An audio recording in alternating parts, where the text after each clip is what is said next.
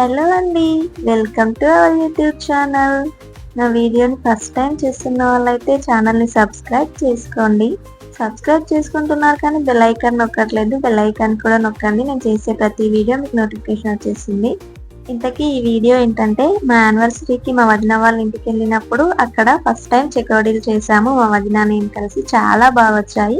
ఎలా చేసామో ఈ వీడియోలో చూసేయండి, ఎక్కడ స్కిప్ చేయకుండా చూడండి. ఫస్ట్ అయితే ఒక కప్పు వరకు మైదా పిండి తీసుకోవాలి. తర్వాత మనం ఏ కప్పుతో అయితే పిండి తీసుకుంటున్నామో అదే కప్పుతో వాటర్ తీసుకొని ఆ వాటిని వేడి చేసుకోవాలి. ఆ వాటర్ వేడవుతున్న టైంలోనే ఒక స్పూన్ వరకు నెయ్యినైతే అందులో వేసుకోవాలి. తర్వాత కొంచెం వాము, అలాగే కొంచెం జీలకర్ర కూడా అందులో వేసుకోవాలి. తర్వాత ఒక స్పూన్ వరకు నువ్వులను కూడా అందులో వేసుకోవాలి. మంచిగా ఆ వాటర్ మరుగుతుంటాయి. నెక్స్ట్ ఇక వాటర్ మరుగుతున్న టైంలోనే మన టేస్టీకి సరిపడా ఉప్పునైతే వేసుకోవాలి. ఉప్పు వేసుకున్న తర్వాత చిటికెడు పసుపు కూడా వేసుకోవాలి. ఇలా మంచిగా వాటర్ అయితే మరుగుతాయి.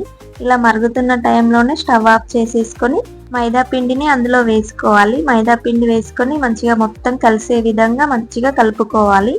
మనం వెంటనే కలపలేదనుకోండి వట్టిగానే ఉండలు కట్టేస్తుంది. అందుకే మంచిగా మొత్తం కలిసే విధంగా కలుపుకోవాలి. కలుపుకున్నాక మనకు కొంచెం పొడి పొడి అనిపిస్తే ఇలా వాటర్ని అయితే కొంచెం కొంచెంగా చల్లుకోవాలి. చల్లుకొని మళ్ళీ మొత్తాన్ని ఒకసారి ఇలా కలుపుకోవాలి. కలుపుకొని కొంచెం చల్లారుతున్న టైంలో ఇక చేతితో అయితే మంచిగా కలుపుకోవాలి. కాలుతుంది, కొంచెం చల్లార పెట్టుకొని ఇలా మంచిగా మొత్తాన్ని అయితే కలుపుకోవాలి. చూడండి, మెత్తగా కలుపుకోవాలి ఇలా. నెక్స్ట్ ఇక మనం కారపూస మురుకులు చేసే బిసి ఉంటుంది కదా, ఆ బిసలో ఇలా మనం దొడ్డు కారపూస చేసేటప్పుడు బిల్ల వేస్తాం కదా, 3 ఉంటాయి. ఆ బిల్లనైతే వేసుకొని వాటికి మంచిగా నూనె అప్లై చేసిన తర్వాత మనం కలిపి పెట్టుకున్న పిండిని అయితే అందులో వేసుకోవాలి.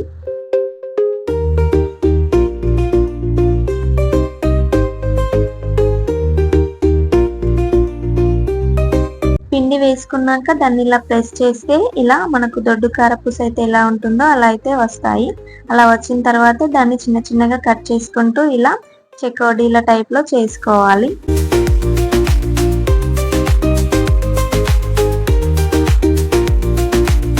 మనకు బిస లేకున్నా కూడా ఇలా చేతితో కూడా చేసుకోవచ్చు. ఒక ప్లేట్ని ఇలా బోర్లా పెట్టుకొని చిన్న చిన్నగా కొంచెం పిండి తీసుకుంటూ దాన్ని ఇలా లైన్ లాగా చేసుకోవాలి. చేసుకొని మంచిగా దాన్ని కట్ చేసుకుంటూ ఇలా చెకోడీ టైప్లో చేసుకుంటే అయిపోతుంది. బిస అవసరం లేకుండానే ఇలా చేతితో కూడా చేసుకోవచ్చు.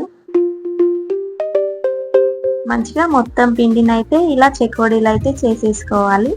నెక్స్ట్ ఇక చెకోడీలు అయిపోయిన తర్వాత వీటిని డీప్ ఫ్రై చేసేసుకుందాం. డీప్ ఫ్రై కోసం అని స్టవ్ ఆన్ చేసి డీప్ ఫ్రైకి సరిపడా ఆయిల్ అయితే పెట్టుకోవాలి. ఇది ఆయిల్ వేడెక్కిన తర్వాత ఇక మనం చేసి పెట్టుకున్న చెకోడీలు ఉంటాయి కదా, వాటిని ఇందులో వేసుకోవాలి. స్టవ్ స్లిమ్లోనే పెట్టుకోవాలి. హైలో పెడితే మొత్తం మాడిపోతాయి, లోపలంతా పచ్చి పచ్చిగానే ఉంటుంది. స్టవ్ స్లిమ్లో పెట్టుకొని మంచిగా వాటిని అటు ఇటు తిప్పుతూ ఉండాలి. అలా తిప్పితేనే 2 సైడ్లు మంచిగా ఇలా కాలుతాయి. ఇలా మంచిగా గోల్డెన్ బ్రౌన్ కలర్ వచ్చిన తర్వాత తీసి పక్కన పెట్టేసుకోవాలి. మంచిగా కరకరలాడే చెకోడీలు అయితే రెడీ అయిపోతాయి. మిగిలిన అన్నిటిని కూడా ఇలానే స్టవ్ స్లిమ్లో పెట్టుకొని కాల్చుకోవాలి.